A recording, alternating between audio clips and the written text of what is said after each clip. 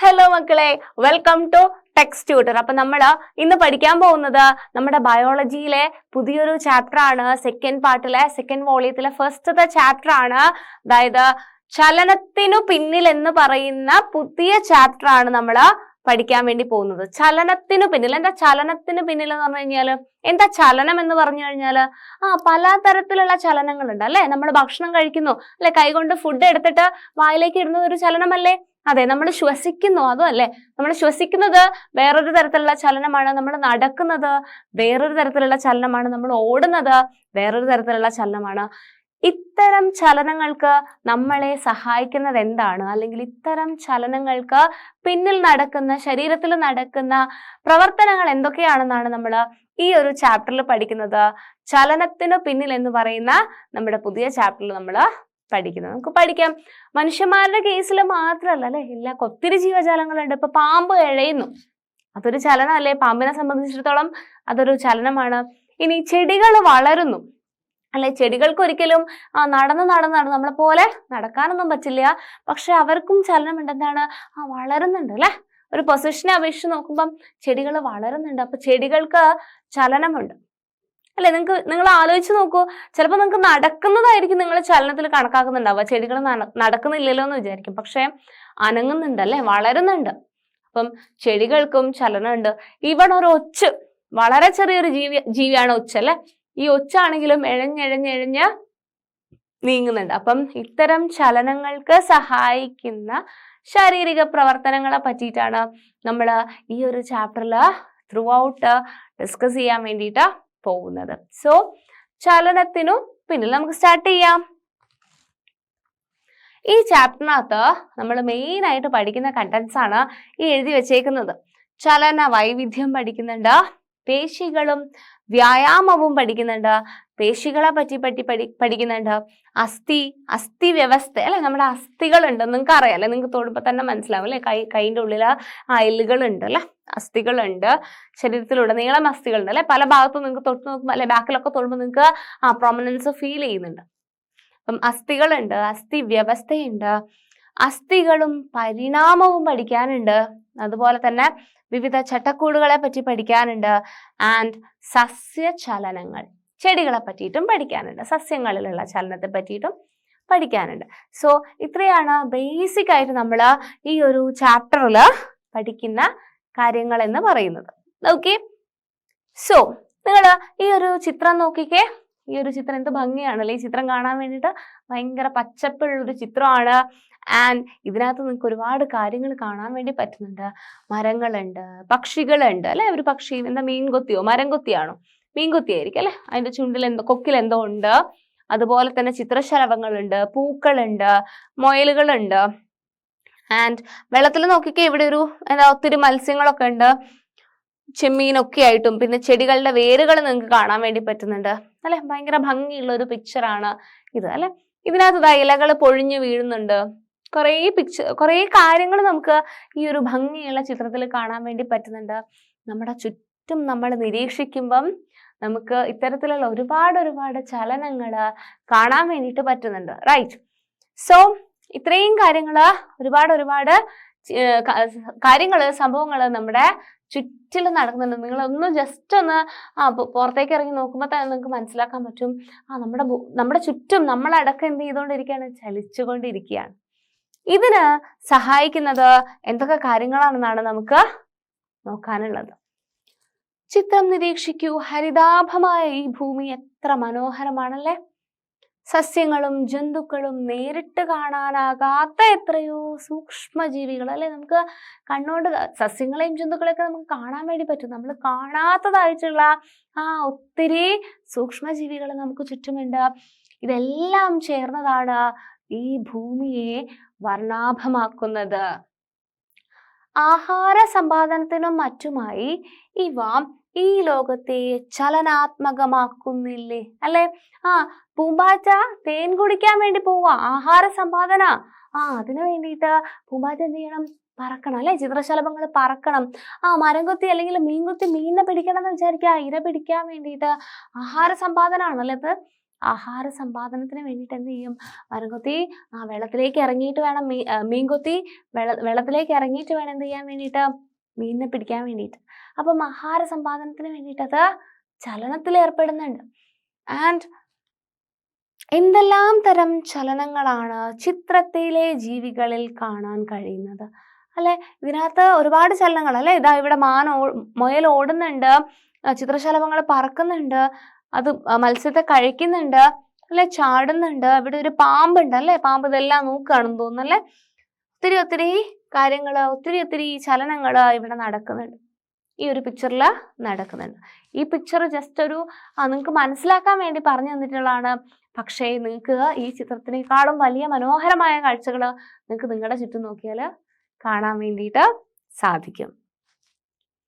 ഇത്തരം ചലനങ്ങൾക്ക് ഊർജം ആവശ്യമില്ലേ? അല്ലെ, ഇത്തരം ചലനങ്ങൾക്ക് വേണ്ടിയിട്ട് ഊർജം വേണ്ടി നമുക്ക് എവിടുന്നാ ഇത്തരം ചലനങ്ങളൊക്കെ ചെയ്യാൻ വേണ്ടിയിട്ട് ഊർജം കിട്ടുന്നേ എന്ന് നമ്മൾ വ്യക്തമായിട്ട് പഠിച്ചിട്ടുണ്ട് അല്ലെ. എവിടുന്നാ നമുക്ക് വേണ്ട ഊർജം കിട്ടുന്നത്? എവിടുന്നാ കിട്ടുന്നത്? നമ്മൾ ഭക്ഷണം കഴിക്കുമ്പോഴാണല്ലേ നമുക്ക് ഓടാനും ചാടാനും നടക്കാനും എല്ലാത്തിനും, ഡാൻസ് കളിക്കാനും, ഇവൺ ഞാൻ സംസാരിക്കാനും എനിക്ക് വേണ്ടത് ഊർജമാണ്. ഈ ഊർജം എവിടുന്നാ കിട്ടുന്നത്? ഞാൻ നന്നായിട്ട് ഭക്ഷണം കഴിക്കണം അല്ലേ, ഫുഡ് കഴിക്കുമ്പോഴാണ് ഊർജം കിട്ടുന്നത്. അപ്പം നമ്മളെ പോലെ തന്നെ എല്ലാ ജീവജാലങ്ങൾക്കും വിവിധ തരം പ്രവർത്തനങ്ങൾ ചെയ്യാൻ വേണ്ടിയിട്ട് എന്ത് വേണം? ഊർജം ആവശ്യമുണ്ട്. ശരീരത്തിൽ ഉൽപ്പാദിപ്പിക്കുന്ന ഊർജത്തിന്റെ ഏറിയ പങ്കും ജന്തുക്കൾ ചലനത്തിനായി വിനിയോഗിക്കുന്നു. ഒരു ജീവിയുടെ ശരീരത്തില് കുറെ ഊർജം ഉൽപ്പാദിപ്പിക്കുന്നുണ്ടെന്ന് വിചാരിച്ചു. ഭക്ഷണം കഴിക്കുന്നതിനനുസരിച്ച് ഈ ഊർജത്തിന്റെ മാക്സിമം അല്ലെങ്കിൽ കൂടിയ അളവ് എന്തിനു വേണ്ടിയിട്ടാണ്? നമ്മളൊക്കെ എന്തിനു വേണ്ടിയിട്ടാണ് ഊർജം ഉപയോഗിക്കുന്നത്? നമ്മൾ നടക്കാനും ഓടാനും പിന്നെ പല കാര്യത്തിനും വേണ്ടിയിട്ട് അല്ലേ. ഇവൺ ഞാനാണെങ്കിൽ സംസാരിക്കാനൊക്കെ ആയിട്ടാണ് നമ്മുടെ ശരീരത്തിലെ ഊർജത്തിന്റെ മാക്സിമം അല്ലേ. നിങ്ങൾ ടീച്ചേഴ്സൊക്കെ പറയാറില്ലേ ഞാൻ എൻ്റെ മാക്സിമം എനർജിയിലാണ് പഠിപ്പിക്കുന്നതെന്ന്. അപ്പം ചലനത്തിന് വേണ്ടിയിട്ടാണ് അല്ലെങ്കിൽ ഏറ്റവും കൂടുതൽ നമ്മൾ എനർജി ഊർജം ഉപയോഗിക്കുന്നത്. അതിനാൽ സസ്യങ്ങളെ അപേക്ഷിച്ച് ജന്തുക്കൾക്ക് ഊർജത്തിന്റെ ആവശ്യം കൂടുതലാണ്. ഓക്കെ, സസ്യങ്ങൾക്ക് ഒരു സ്ഥലത്തുനിന്ന് വേറൊരു സ്ഥലത്തേക്ക് അങ്ങനെ നടന്നൊന്നും പോകാൻ വേണ്ടി പറ്റില്ല. പക്ഷെ ജന്തുക്കൾക്ക് അങ്ങനെയല്ല അല്ലേ. അവർക്ക് ഒരു സ്ഥലത്ത് ഇരിക്കുകയാണെങ്കിൽ വേറെ വേറെ വേറെ വേറെ സ്ഥലത്തേക്ക് പോകാൻ വേണ്ടിയിട്ട് പറ്റും. സസ്യങ്ങൾക്ക് പറ്റില്ല. അപ്പം നമ്മൾ പറഞ്ഞു ഊർജം ഏറ്റവും കൂടുതൽ വേണ്ടത് ചലനത്തിന് വേണ്ടിയിട്ടാണെന്ന്. അപ്പോൾ സസ്യങ്ങളെ അപേക്ഷിച്ച് നോക്കുന്ന സമയത്ത് ആർക്ക് കൂടുതൽ ഊർജം വേണം മക്കളെ? ആർക്ക് വേണം? ജന്തുക്കൾക്ക് സസ്യങ്ങളെ അപേക്ഷിച്ച് കൂടുതൽ ഊർജത്തിന്റെ ആവശ്യം ഉണ്ട്. മനസ്സിലായോ നിങ്ങൾക്ക്? നെക്സ്റ്റ് നമ്മൾ നോക്കുന്നത് വിവിധ തരം ചലനങ്ങളെ പറ്റിയിട്ടാണ്. പല തരത്തിലുള്ള ചലനമുണ്ട് നമുക്ക് ചുറ്റും. ഇത് ഒരു അമീബയാണ്. നിങ്ങൾക്ക് കണ്ടിട്ട് മനസ്സിലായോന്ന് എനിക്ക് മനസ്സിലായില്ല. ഇതൊരു അമീബയാണ്. ഇത് അമീബയുടെ ഫുഡാ, അമീബയുടെ ഭക്ഷണമാണ്. അമീബയുടെ ഭക്ഷണം കണ്ടപ്പം സ്യൂഡോപൊഡിയ അല്ലെങ്കിൽ കപടപാദം അല്ലെ, കപടപാദം, സ്യൂഡോപൊഡിയ അല്ലെങ്കിൽ കപടപാദം ഉപയോഗിച്ചിട്ട് എന്ത് ചെയ്തു? ഈ ഫുഡിനെ എൻഗൾഫ് ചെയ്തു, ഫുഡിനെ വിഴുങ്ങി, ഭക്ഷണത്തെ വിഴുങ്ങി അല്ലെ. അമീബയിലെ ആഹാര സമ്പാദനമാണ്. അതിനു വേണ്ടിയിട്ട് അമീബ എന്ത് ചെയ്തു?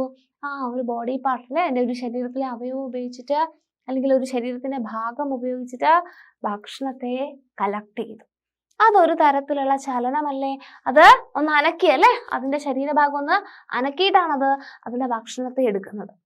സോ അത് ഒരു ചലന രീതിയാണ്. ഇനി നിങ്ങൾ രണ്ടാമത്തെ പിക്ചർ നോക്കിക്കഴിഞ്ഞാൽ നിങ്ങൾക്ക് എന്ത് കാണാൻ പറ്റും? ശ്വസനമാണ് അല്ലെ. ശ്വസനം എന്താ? ശ്വസനം എന്ന് പറഞ്ഞു കഴിഞ്ഞാൽ നമ്മൾ ഡീറ്റെയിൽ ആയിട്ട് ശ്വസനം പഠിച്ചിട്ടുണ്ട് അല്ലെ. ശ്വസനത്തിലെ എല്ലാ ഘട്ടങ്ങളും നമ്മൾ പഠിച്ചിട്ടുണ്ട്. എന്ത് ചെയ്യുന്നുണ്ട്? ഇവിടെ നെഞ്ചിൻകൂട് വലുതാവും ചെറുതാവും ഒക്കെ ചെയ്യുന്നുണ്ട്. ഡയഫ്രം അങ്ങോട്ടും ഇങ്ങോട്ടും എന്ത് ചെയ്യുന്നുണ്ട്? ഡയഫ്രം പൊങ്ങയും താഴും ഒക്കെ ചെയ്യുന്നുണ്ട്. വാരിയല്ലുകൾക്ക് എന്ത് സംഭവിക്കുന്നുണ്ട്? റിബ്സ് ഒക്കെ അങ്ങോട്ടും ഇങ്ങോട്ടും മൂവ്മെന്റ് നടക്കുന്നുണ്ട്. അപ്പം ഉള്ളിലേക്കും ഓക്സിജൻ ഉള്ളിലേക്ക് എടുക്കുന്നുണ്ട്, കാർബൺ ഡൈ ഓക്സൈഡ് പുറത്തേക്ക് വിടുന്നുണ്ട്. ഇത്തരത്തിലുള്ള ഇതും എന്താണ്? ചലനം തന്നെയാണ്. അപ്പൊ രണ്ടാമത്തെ മൂവ്മെന്റ് ചിത്രത്തിൽ നിങ്ങൾക്ക് ശ്വസനം കാണാൻ വേണ്ടിയിട്ട് പറ്റും. ഓക്കെ, അപ്പം ഒന്ന് അമീബയിലെ ആഹാര സമ്പാദനം ഒരു ചലനമാണ്, ശ്വസനം വേറൊരു തരത്തിലുള്ള ചലനമാണ്. ഇനി നിങ്ങൾ ഇവിടെ നോക്കിക്കേ, ചെടി വളരുന്നുണ്ട്. ഓക്കെ, ചെടി വളരുന്നുണ്ട്. ചെടി എങ്ങോട്ടേക്കാ വളരുന്നേ നോക്കിയേ. ലൈറ്റ്, ഇവിടെ പ്രകാശം വരുന്നുണ്ട് അല്ലെ, സൺലൈറ്റ് വരുന്നുണ്ട്. ആ ഡയറക്ഷനിലേക്ക് ചെടി അങ്ങനെ വളർന്ന് പോകുന്നുണ്ട്. ചെടി ഞാൻ പറഞ്ഞു ഒരു സസ്യം എന്ത് ചെയ്യില്ല, ഒരു സ്ഥലത്തുനിന്ന് വേറെ സ്ഥലത്തേക്ക് നടന്ന് പോവില്ല. എങ്ങനെയാ പോവാ? ചില ചെടികളാണെങ്കിൽ വള്ളികളൊക്കെ ആണെങ്കിൽ പടർന്ന് പോകും അല്ലെ, പടർന്ന് പോകാൻ പറ്റും. അല്ലെങ്കിൽ നേരെയാണെങ്കിൽ നേരേക്ക്, തെങ്ങൊക്കെ ആണെങ്കിൽ മേലേക്ക് ഇങ്ങനെ വളർന്ന് പോകും. ഇങ്ങനെ മൂവ് ചെയ്യുന്നതും അല്ലെങ്കിൽ ഇങ്ങനെ നടക്കുന്നതും എന്താണ്? അത് സസ്യങ്ങളിലെ ചലനമാണ്. ശരിയല്ലേ? അത് സസ്യങ്ങളിലെ ചലനമാണ്. ഇനിയും ഒരു ചലനം നിങ്ങൾ നോക്കിക്കേ, സങ്കടം തോന്നും അല്ലേ? ഒരു കടുവയാണ് എന്ത് ചെയ്യുന്നത്? ഒരു മാൻകുട്ടീന്റെ പിറകെ അല്ലെ ഇരപിടുത്തം നടക്കുകയാണ് ഇവിടെ. ഇരയെ പിടിക്കുകയാണ് കടുവ, അതിന്റെ പിറകെ ഓടിയിട്ട്. മാനു ഓടുന്നുണ്ട്, അതിന്റെ ബാക്കിൽ കടുവയെ ഓടുന്നുണ്ട്. പുലിയാണോ? പുലി ഓടുന്നുണ്ട്. അപ്പം എന്താണ് ഇവിടെ? ഇരപിടുത്തമാണ്. ഓടുന്നുണ്ട്. അതൊരു ചലനമല്ലേ? ചലനമാണ്. സോ ഈ ചിത്രത്തിൽ കാണിച്ചിരിക്കുന്ന എല്ലാത്തും എന്താണ്? വിവിധ തരം ചലനങ്ങളാണ്. കപടപാദം ഉപയോഗിച്ചിട്ടുള്ള ചലനമുണ്ട്, ശ്വസനമുണ്ട്, അതുപോലെ തന്നെ ഇരപിടുത്തമുണ്ട്, ആൻഡ് സസ്യങ്ങളുടെ വളർച്ചയുണ്ട്. ഇതെല്ലാം എന്താണ്? വിവിധ തരം ചലനങ്ങളാണ്.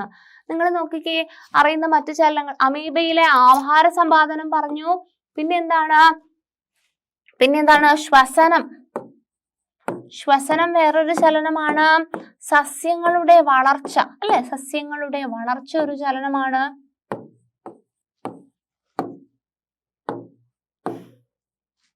ഇനിയും ഒരുപാട് ചലനങ്ങൾ നിങ്ങൾക്ക് കാണാൻ വേണ്ടി പറ്റും.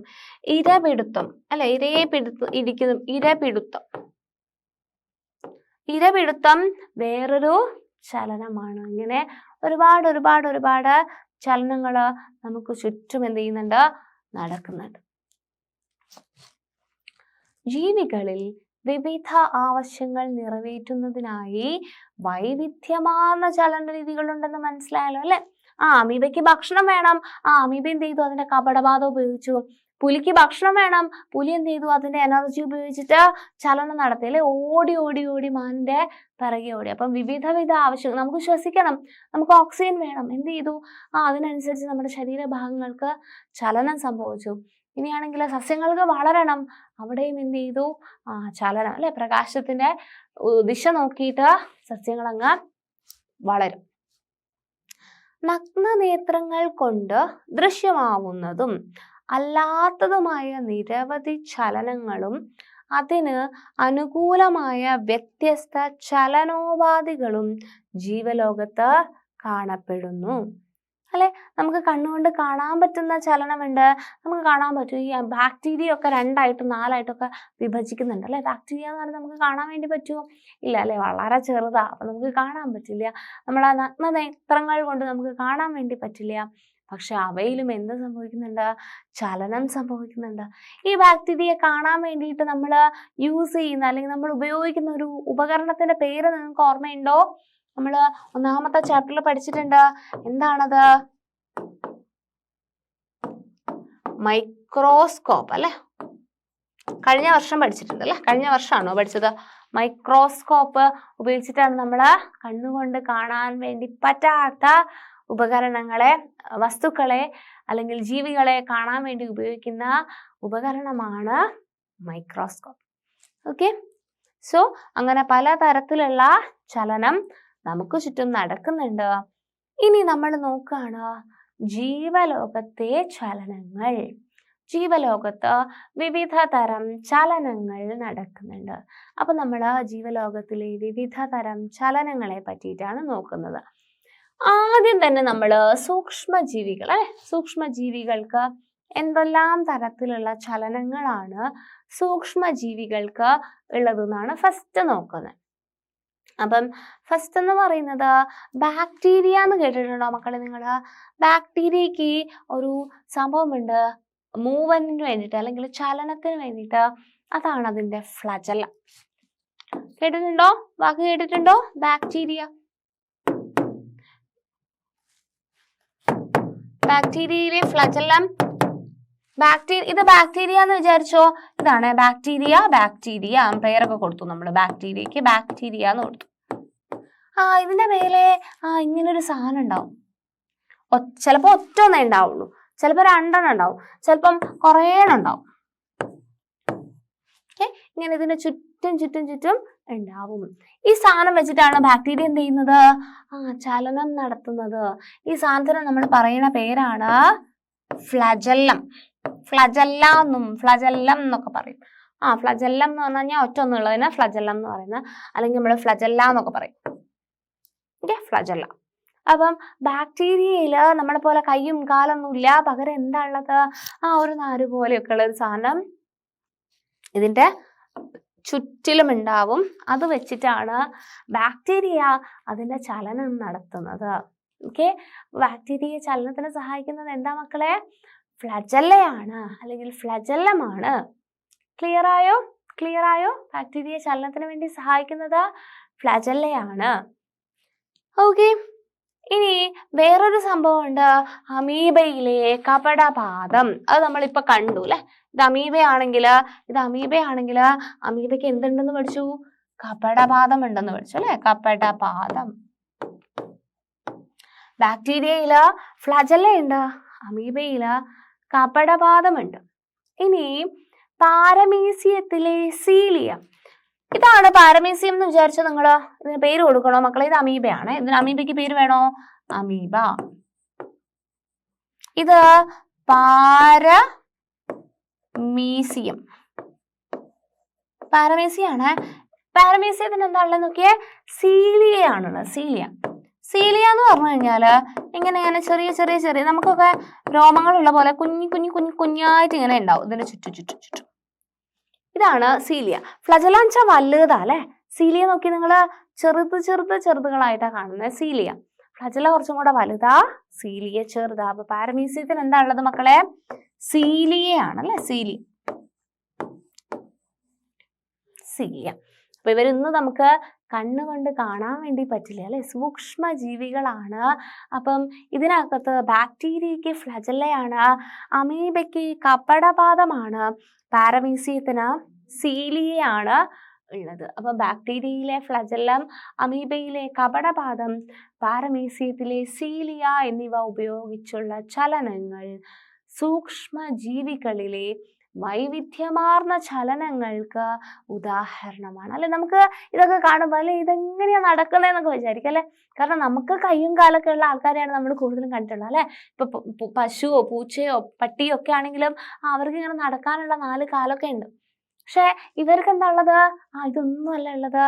ബാക്ടീരിയ ആണെങ്കിൽ ഫ്ലജല്ലയാണുള്ളത്, അമീബയ്ക്ക് കപടപാദാണുള്ളത്, പാരമീസിയത്തിന് സീലിയയാണ് ഉള്ളത്. ക്ലിയർ ആയോ മക്കളെ? ക്ലിയർ ആയോ?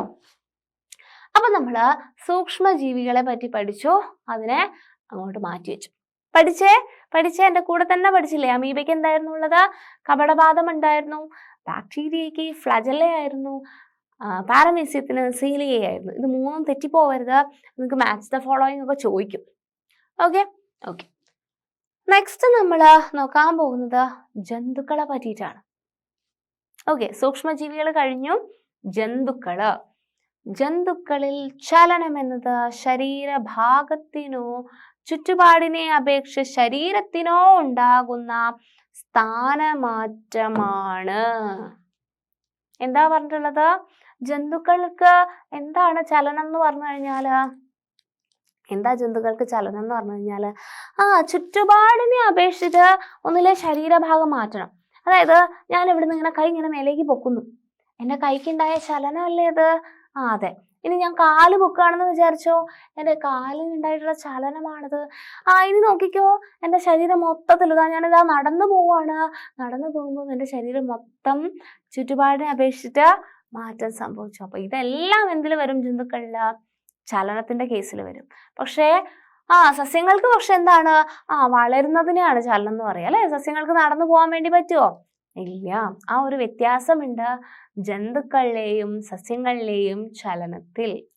ഓക്കെ, അതായത് ജന്തുക്കളിൽ ചലനം എന്നത് ശരീരഭാഗത്തിനോ ചുറ്റുപാടിനെ അപേക്ഷിച്ച് ശരീരത്തിനോ ഉണ്ടാകുന്ന സ്ഥാന മാറ്റമാണ്. ഓക്കെ, ഇതില് പുംബീജങ്ങളുടെ ചലനം, പെരിസ്റ്റാൾസിസ്, ഹൃദയമിടിപ്പ്, രക്തപര്യനം, നടത്തം, ഓട്ടം, ചാട്ടം എന്നിവ ഉദാഹരണങ്ങളാണ്. അപ്പൊ ജന്തുക്കളിലെ ചലനത്തിന്റെ ഉദാഹരണങ്ങൾ കുറെ ഉദാഹരണങ്ങൾ അല്ലെ, ഇതൊന്നും വേണമെന്നില്ല, നമുക്കറിയാം അല്ലെ. നടത്തം ഞാൻ പറഞ്ഞു, ഓട്ടം, ചാട്ടം. പെരിസ്റ്റാൾസിസ് എന്തായിരുന്നു ഓർമ്മയുണ്ടോ നിങ്ങൾക്ക്? പെരിസ്റ്റാൾസിസ്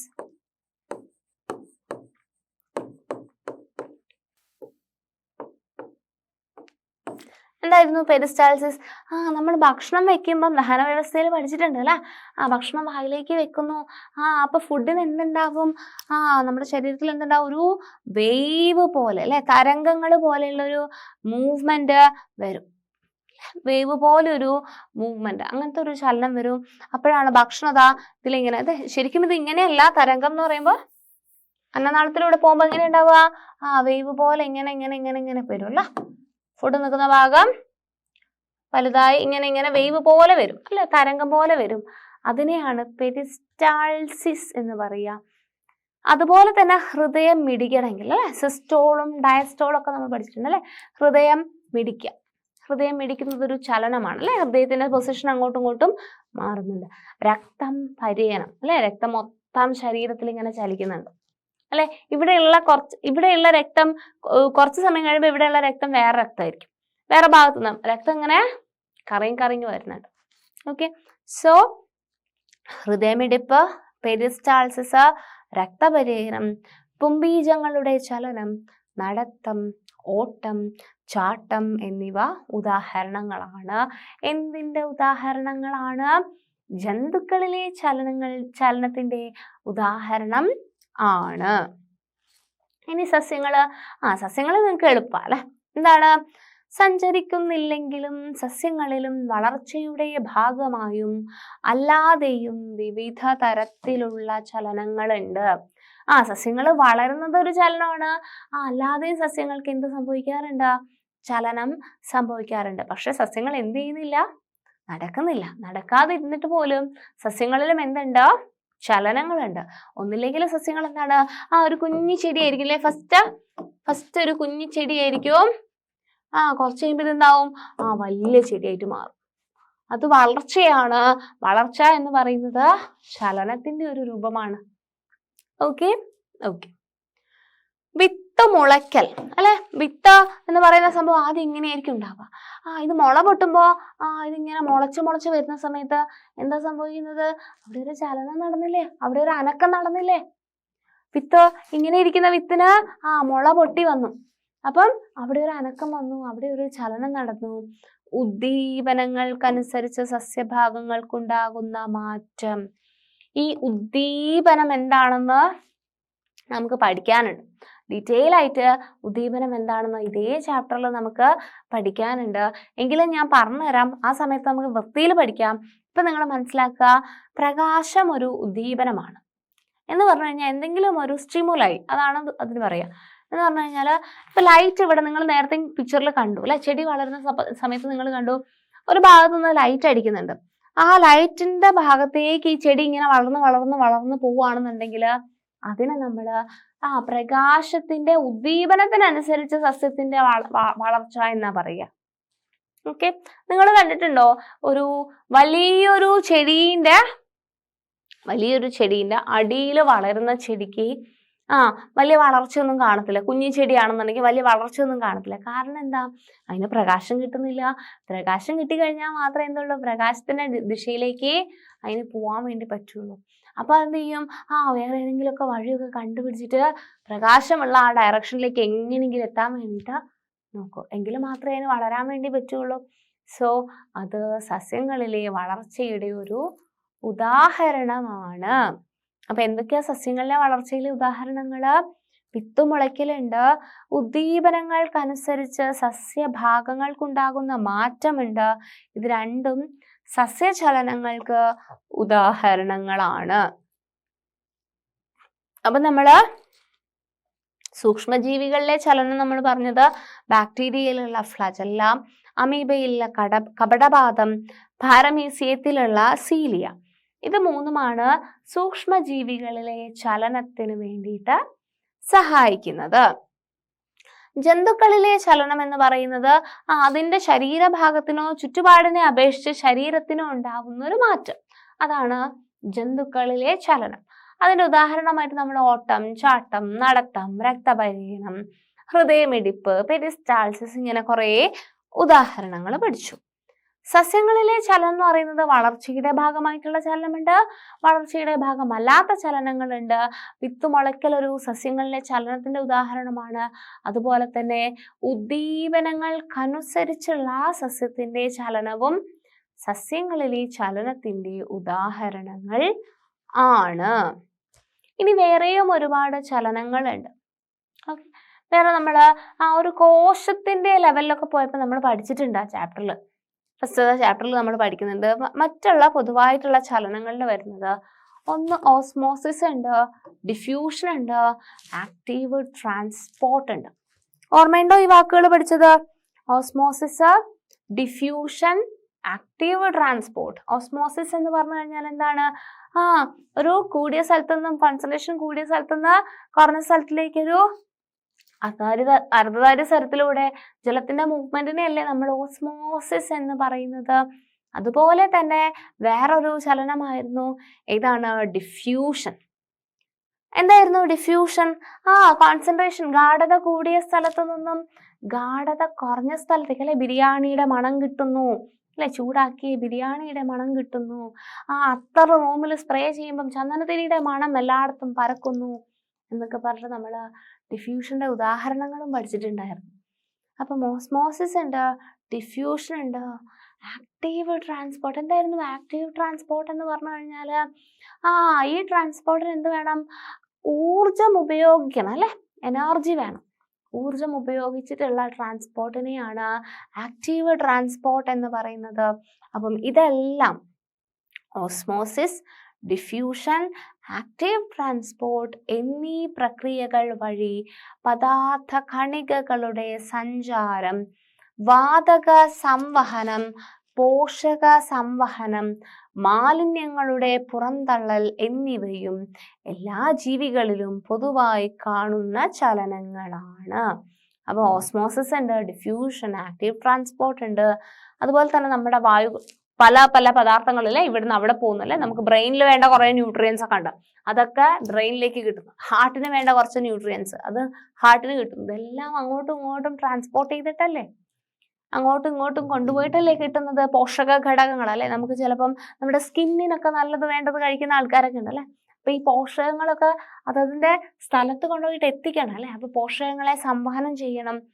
വാതകം അല്ലെ, നമുക്ക് ഓക്സിജനെ എല്ലാ കലകളിലേക്കും എല്ലാ ടിഷ്യൂയിലേക്കും എല്ലാ കോശത്തിലേക്കും എത്തിക്കാൻ വേണ്ടിയിട്ട് ഓക്സിജനെ സംവഹനം ചെയ്യണം. അതുപോലെ തന്നെ കോശത്തിന്റെ എല്ലാം വേസ്റ്റ് ഉണ്ട് അല്ലെ, കാർബൺ ഡൈ ഓക്സൈഡും വേസ്റ്റ് മെറ്റീരിയലും ഒക്കെ പുറത്തേക്ക് കളയണം. അപ്പം അതിനും ഒരു സംവഹനം, അവിടെയും ചലനം വരുന്നുണ്ട്. ഈ വേസ്റ്റ് എല്ലാം ശരീരത്തിൽ നിന്നും പുറന്തള്ളണം.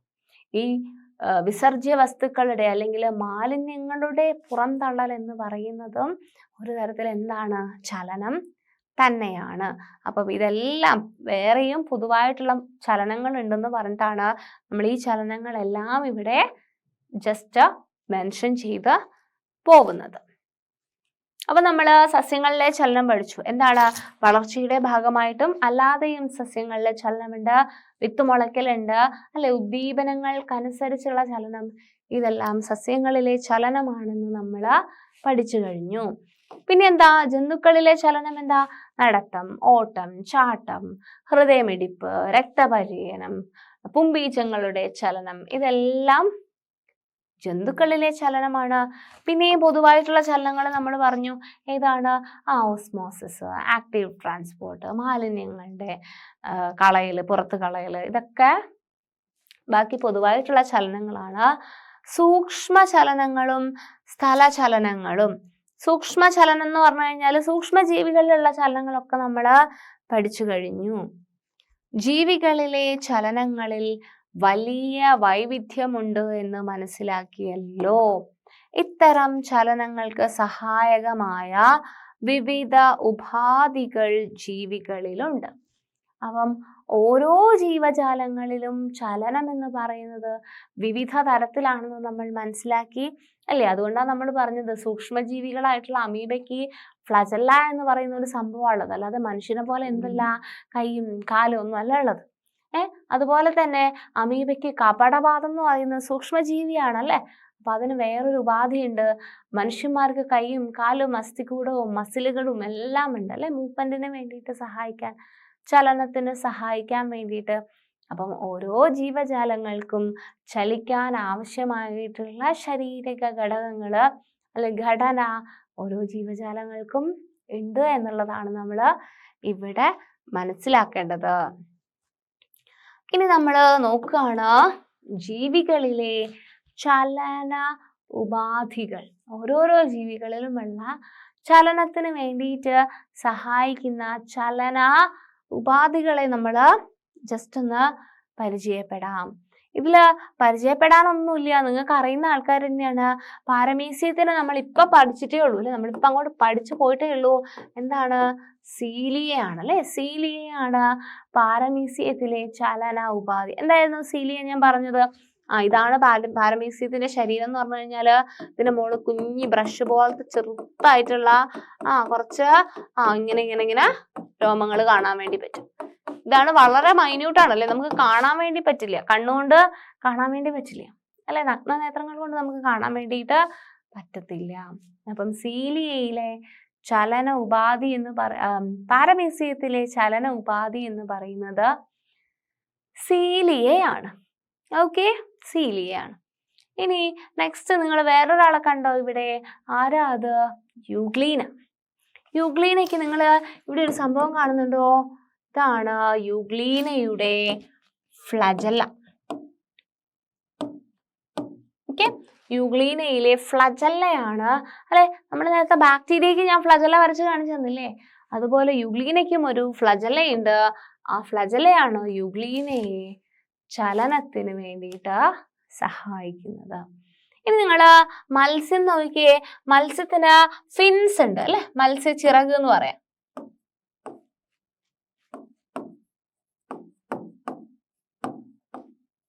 അല്ലെ. അതിന്റെ ഫിൻസ് വെച്ചിട്ടാണ് അത് എന്ത് ചെയ്യുന്നത് അങ്ങോട്ടും ഇങ്ങോട്ടും ചലനം സാധ്യമാക്കുന്നത്.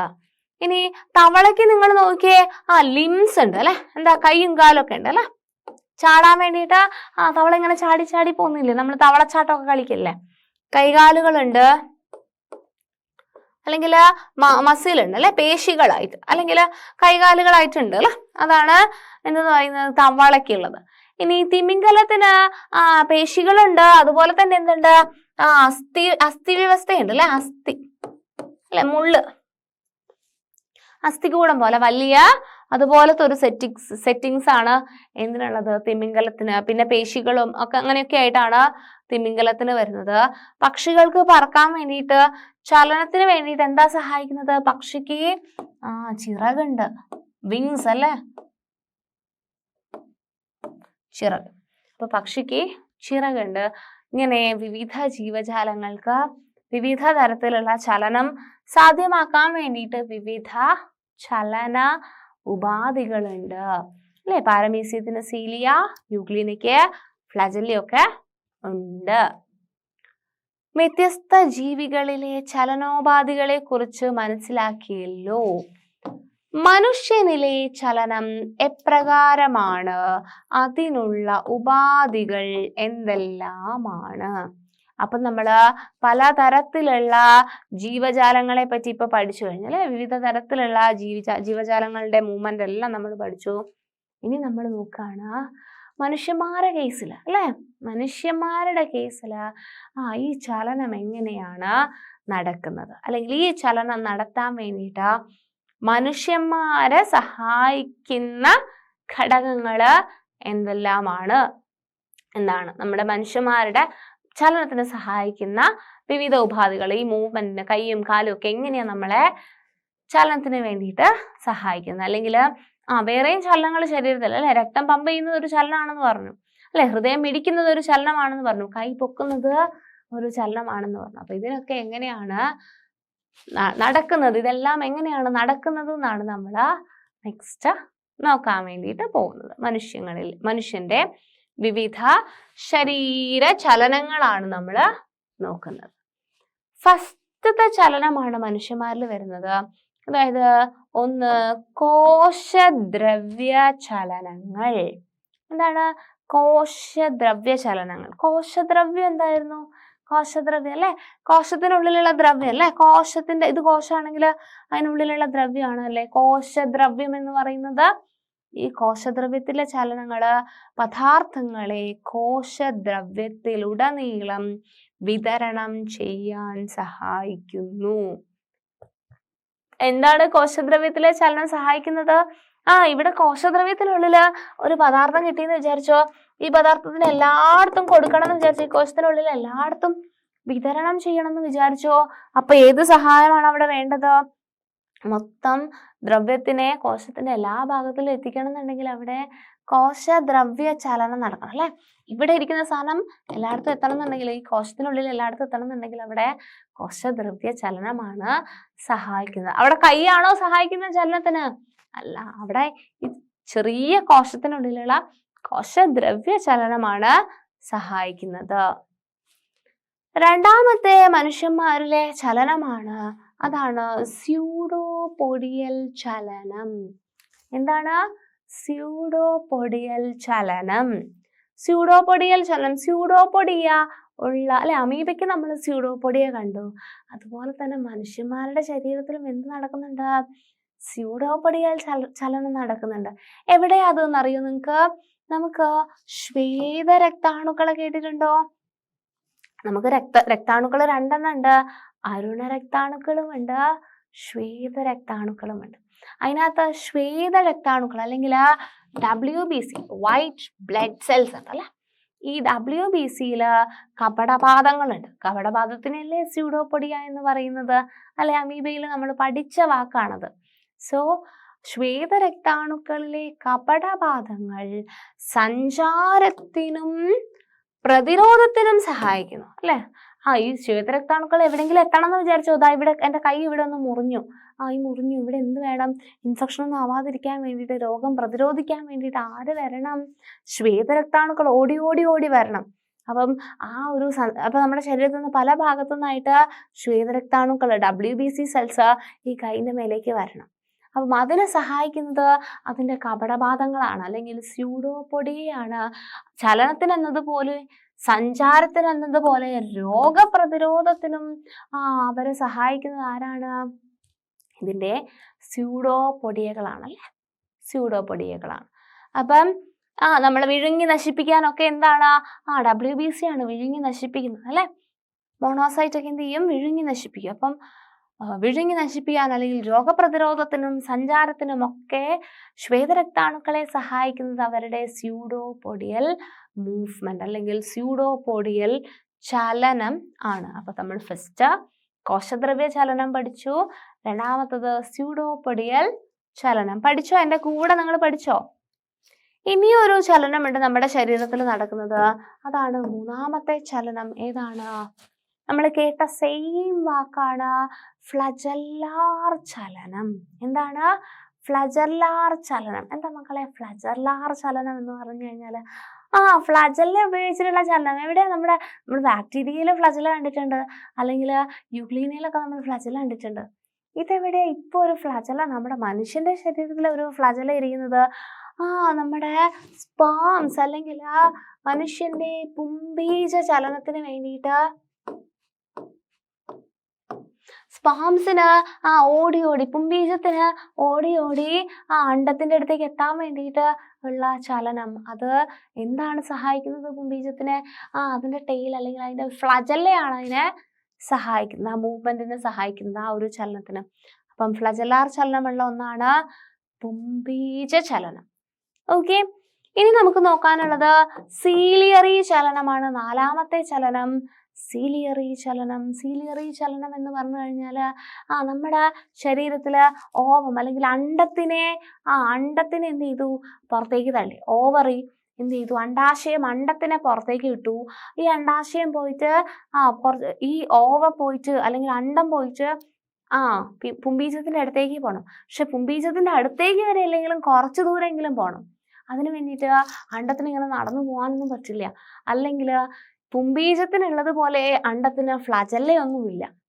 ഓക്കെ, അപ്പം അണ്ടം എന്താ ചെയ്യാന്ന് പറഞ്ഞു കഴിഞ്ഞാൽ, ഇത് അണ്ഡാശയമാണ്, ഇവിടെ നിന്ന് ഒരു അണ്ടം റിലീസ് ചെയ്ത് കഴിഞ്ഞാൽ ഇവിടെയുള്ള ഫലോപ്പിയൻ ട്യൂബ് ഉണ്ട് അല്ലെ, ഈ ഫലോപ്പിയൻ ട്യൂബിന്റെ മുകളിൽ എന്തുണ്ട്?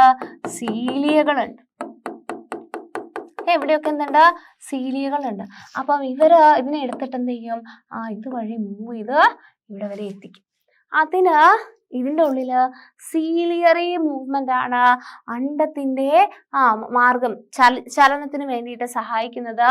ഫലോപ്പിയൻ ട്യൂബിലുള്ള സീലിയകളാണ്. ഓക്കെ, അതുകൊണ്ട് സീലിയറി ചലനവും നമ്മുടെ ശരീരത്തിൽ നടക്കുന്നുണ്ട്. ഇനിയൊരു ചലനമുണ്ട്, പേശീചലനം. നമ്മുടെ ശരീരത്തിലെ പേശികളുടെ ചലനം കാരണമുണ്ടാകുന്ന ചലനങ്ങള്. പേശികളുടെ സങ്കോചവും പൂർവസ്ഥിതി പ്രാപിക്കലും വിവിധ ചലനങ്ങൾക്ക് സഹായിക്കുന്നു. നമ്മുടെ ശരീരപേശികള് സങ്കോചിക്കുന്നു, പൂർവസ്ഥിതി പ്രാപിക്കുന്നു, സങ്കോചിക്കുന്നു, പൂർവസ്ഥിതി പ്രാപിക്കുന്നു. അപ്പം അത് കാരണം പേശികൾക്ക് ഉണ്ടാവുന്ന ആ ചലനം കാരണവും നമ്മുടെ ശരീരത്തില് ചലനം നടക്കുന്നുണ്ട്. അപ്പൊ എന്തൊക്കെ ചലനങ്ങളാണ് നമ്മുടെ ശരീരത്തിൽ നടക്കുന്ന ചലനങ്ങള്? മനുഷ്യ ശരീരത്തിൽ നടക്കുന്ന ചലനങ്ങളെ പറ്റിയിട്ടാണ് പറഞ്ഞത്. കോശദ്രവ്യ ചലനം ഉണ്ടെന്ന് പറഞ്ഞു. എന്താണ്? പദാർത്ഥം കോശത്തിനുടനീളം സംവഹനം ചെയ്യാൻ വേണ്ടിയിട്ട് കോശദ്രവ്യ ചലനം ഉണ്ടെന്ന് പറഞ്ഞു. സ്യൂഡോപൊഡിയൽ ചലനം ഉണ്ടെന്ന് പറഞ്ഞു. അത് ശ്വേതരക്താണുക്കളിലാണ് സഞ്ചാരത്തിനും പ്രതിരോധത്തിനും സഹായിക്കുന്നത്. സ്യൂഡോപൊഡിയൽ ചലനമാണെന്ന് പറഞ്ഞു. ഫ്ലജല്ലാർ ചലനം ഉണ്ടെന്ന് പറഞ്ഞു. ഫ്ലജല്ലാർ ചലനം പുംബീജമാണ് കാണിക്കുന്നതെന്ന് പറഞ്ഞു. സീലിയറി ചലനം ഉണ്ടെന്ന് പറഞ്ഞു. സീലിയറി ചലനം അണ്ടത്തിന്റെ ചലനത്തിന് വേണ്ടിയിട്ടാണ് സീലിയറി ചലനം ഉപയോഗിക്കുന്നതെന്ന് പറഞ്ഞു. അതുപോലെ തന്നെ പേശി ചലനമുണ്ട്. പേശി ചലനം എന്ന് പറഞ്ഞു കഴിഞ്ഞാൽ പേശികളുടെ സങ്കോചവും പൂർവസ്ഥിതി പ്രാപിക്കലും വിവിധ ചലനങ്ങൾക്ക് സഹായിക്കുന്നുണ്ടെന്ന് നമ്മൾ പറഞ്ഞു. പേശികളുടെ പ്രവർത്തനമാണ് മനുഷ്യരിലെ വൈവിധ്യമാർന്ന ചലനങ്ങൾക്കും സഞ്ചാരത്തിനും കാരണമാവുന്നത്. അപ്പൊ നമുക്ക് ഡിഫറെൻ്റ് ആയിട്ടുള്ള, നമുക്ക് പല തരത്തിലുള്ള ചലനം നടത്താൻ വേണ്ടി നമുക്ക് വിവിധ തരത്തിലുള്ള ചലനം നടത്താൻ വേണ്ടിയിട്ട് കഴിയുന്നുണ്ട്. അപ്പം അതിനു വേണ്ടിയിട്ട് നമ്മളെ സഹായിക്കുന്നത് ആരാണ്? പേശികൾ സഹായിക്കുന്നുണ്ട്. പേശികളുടെ എന്ത് സവിശേഷതയാണ് ചലനത്തിന് സഹായിക്കുന്നത്? പേശിയുടെ ചലനം കൊണ്ടാണ്, അല്ലെങ്കിൽ പേശികളുടെ സങ്കോചവും പൂർവസ്ഥിതി പ്രാപിക്കലുമാണ് നമ്മുടെ ചലനത്തിന് സഹായിക്കുന്നതെന്നുണ്ടെങ്കിൽ എന്താണ് ഈ പേശിക്ക് ഇത്ര പ്രത്യേകത? അല്ലെങ്കിൽ ഈ പേശിയിൽ എന്താണ് ഉള്ളത് ഈ ഒരു ചലനം നടത്താൻ വേണ്ടിയിട്ട് എന്നുള്ളതാണ് നമുക്ക് നെക്സ്റ്റ് പഠിക്കാനുള്ളത്. അത് നമുക്ക് അടുത്ത സെഷനിൽ പഠിക്കാൻ വേണ്ടിയിട്ട് പറ്റും. അപ്പൊ നമ്മൾ ചലനത്തിനു പിന്നിൽ എന്ന് പറയുന്ന ഈ ഒരു ചാപ്റ്ററിൽ ഫസ്റ്റ് സെഷനാണ് ഇപ്പൊ നമ്മൾ ഡിസ്കസ് ചെയ്തിട്ടുള്ളത്. ചലനത്തിനു പിന്നിൽ അല്ലെ, നിങ്ങൾ അസ്ഥികൂടമൊക്കെ കാണാൻ വേണ്ടി പറ്റുന്നുണ്ട് അല്ലെ നിങ്ങൾക്ക് ഈ ഒരു പിക്ചറിൽ. അപ്പൊ ഇത്രയും കാര്യങ്ങളാണ് നമ്മുടെ മെയിൻ ടോപ്പിക് ഓഫ് ഡിസ്കഷൻ എന്ന് പറയുന്നത്. ഫസ്റ്റ് നമ്മളൊരു ഭംഗിയുള്ളൊരു പിക്ചർ കണ്ടു. അപ്പൊ നമ്മൾ മനസ്സിലാക്കി ഒരുപാട് ചലനങ്ങൾ നമുക്ക് ചുറ്റും നടക്കുന്നുണ്ടെന്ന്. ഇതിനെല്ലാം ഊർജം ആവശ്യമുണ്ട്. അതുപോലെ തന്നെ ജന്തുക്കൾക്ക് ഈ ചലനം നടത്താൻ പക്ഷികളെക്കാളും കൂടുതൽ ഊർജം വേണമെന്ന് മനസ്സിലാക്കി. പക്ഷികളെക്കാളും അല്ല, സസ്യങ്ങളെക്കാളും ഊർജം വേണമെന്ന് മനസ്സിലാക്കി. പിന്നെ നമ്മൾ അമീബയിലെ ആഹാര സമ്പാദനം അല്ലെ, കപടപാദം ഉപയോഗിച്ചുള്ള ആഹാര സമ്പാദനം, ശ്വസനം, സസ്യങ്ങളുടെ വളർച്ച, ഇരപിടുത്തം, ഇത്തരത്തിലുള്ള ചലനങ്ങൾ കണ്ടു. വേറെയും ഒത്തിരി ചലനങ്ങൾ അല്ലെ, ബാക്ടീരിയയിലെ ഫ്ലജല്ല, അമീബയിലെ കപടപാദം, പാരമീസിയത്തിലെ സീലിയ, ജന്തുക്കളിലാണെങ്കിൽ ഒരുപാട് ചലനങ്ങൾ അല്ലെ, പെരിസ്റ്റാൾസിസ്, രക്തപര്യനം, ഓട്ടം, ചാട്ടം, നടത്തം, സസ്യങ്ങളിലെ വിത്തുമുളയ്ക്കല്, ഉദ്ദീപനങ്ങൾക്കനുസരിച്ചുള്ള ചലനം, പിന്നെ ബാക്കിയുള്ള പൊതുവായിട്ടുള്ള ചലനങ്ങളായിട്ടുള്ള ഓസ്മോസിസ്, ഡിഫ്യൂഷൻ, ആക്റ്റീവ് ട്രാൻസ്പോർട്ട് എല്ലാം നമ്മൾ നോക്കി. വിവിധ തരത്തിലുള്ള ജീവികളിൽ വിവിധ ഉപാധികളെ പറ്റി പഠിച്ചു. പിന്നീട് മനുഷ്യരുടെ ശരീരത്തിൽ നടക്കുന്ന ചലന ഉപാധികളായിട്ടുള്ള കോശദ്രവ്യ ചലനം, സ്യൂഡോപൊഡിയൽ ചലനം, ഫ്ലജല്ലാർ ചലനം, സീലിയറി ചലനം, പേശി ചലനം. അപ്പം ഇത്തരത്തില് ഈ പേശികളിലൊക്കെ ഇപ്പൊ എന്ത് പ്രത്യേകത ഉണ്ടായിട്ടാണ് ഇതിന് ചലിപ്പിക്കാൻ പറ്റുന്നതെന്നുള്ളൊരു ക്വസ്റ്റ്യൻ നമ്മളിവിടെ പെൻഡിങ് ഇടുകയാണ്. കാര്യങ്ങൾ നമുക്ക് ഡീറ്റെയിൽ ആയിട്ട് അടുത്ത സെഷനിൽ ഡിസ്കസ് ചെയ്യാം. Thank you.